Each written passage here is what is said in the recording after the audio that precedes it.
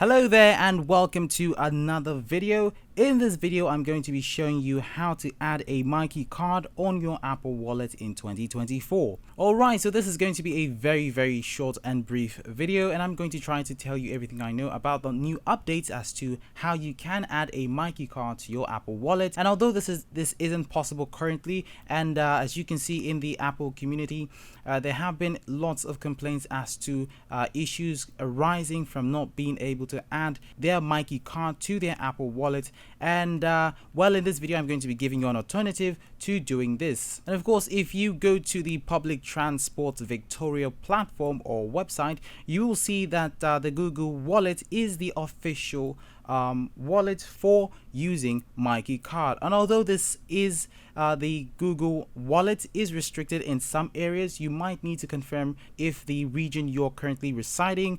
You can of course use the Google Wallet app. As you can see on my account, it's not available in my area, but of course this is something you can try out and see if it works for you. Alright, so on the platform, on the Public Transport Victoria platform, if you can see instructions here where you can add your myki card to your Google Wallet. And first of all, you'd want to download the Google Wallet, and then you would need to follow the instructions within the app to set up a payment card. And after you do this, you will see a button where you can select Transport Pass, and from there you can choose myki Money or myki Pass. Now if you follow these instructions on the platform right here, you will be fine. It's not really that much of a big deal. It is an easy thing to do. The only issue is the Google Wallet might not be available in your region. And of course, if you're trying to or looking for ways of adding myki to your Apple Wallet, that might not be possible currently, as there have been a lot of reported issues with being able to do this. So this is the recent updates. I do hope this video helped you. If it did, do well to give this video a thumbs up, and you can of course subscribe to this channel. Alright, and that's it for this video.